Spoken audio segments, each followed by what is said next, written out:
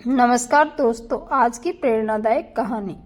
गांव के बाहर एक पुराना सा कच्चा घर था जिसमें कभी हंसी खुशी गूंजती थी।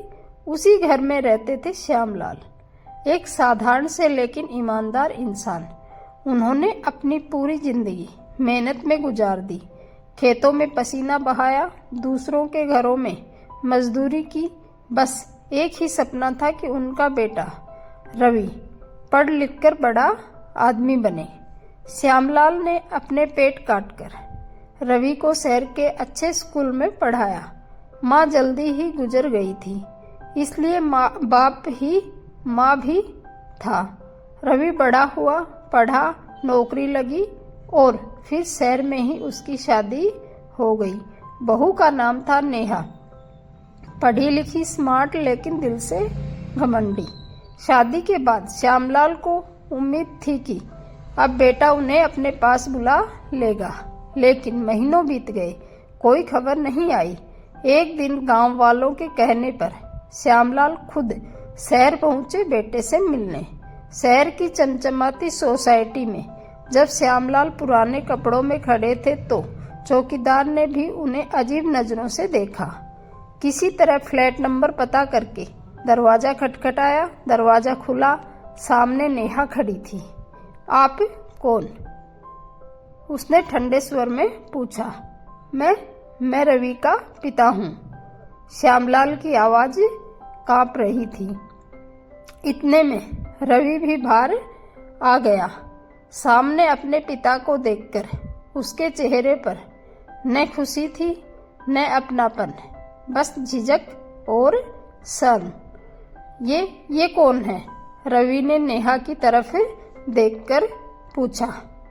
उस पल श्यामलाल का दिल टूट गया। बेटा, मैं तेरा बाप हूँ, उन्होंने भर्राई आवाज में कहा।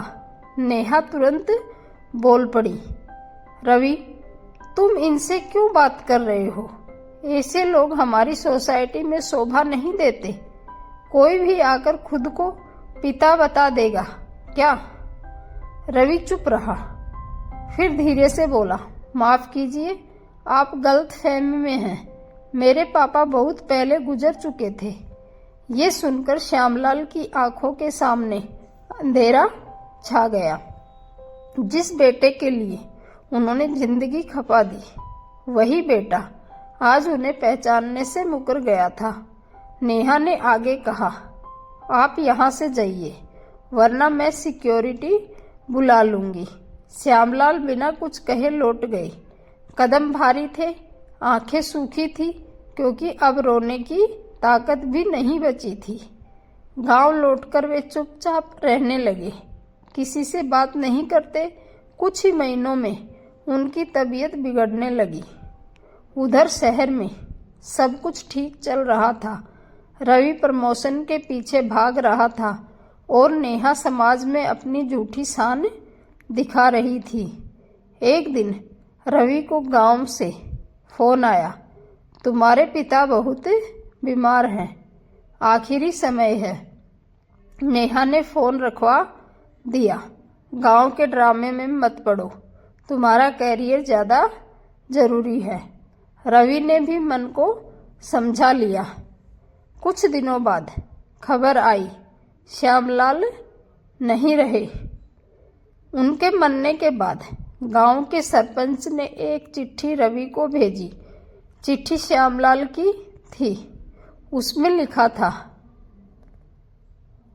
बेटा, मैंने तुझे माफ कर दिया है। शायद मेरी परवरिश में ही कमी रह गई थी कि तू अपने बाप को पहचान न सका। मैंने तेरे नाम जो जमीन छोड़ी है उसे बेचकर गरीब बच्चों की पढ़ाई में लगा देना। तुझे कभी मेरी जरूरत नहीं पड़ी, लेकिन मुझे तुझ पर हमेशा गर्व रहा। तेरा बाप। चिट्ठी पढ़कर रवि फूट फूट कर रो पड़ा। उस दिन पहली बार उसे एहसास हुआ कि दौलत और शान के चक्कर में उसने अपना सबसे बड़ा रिश्ता खो दिया।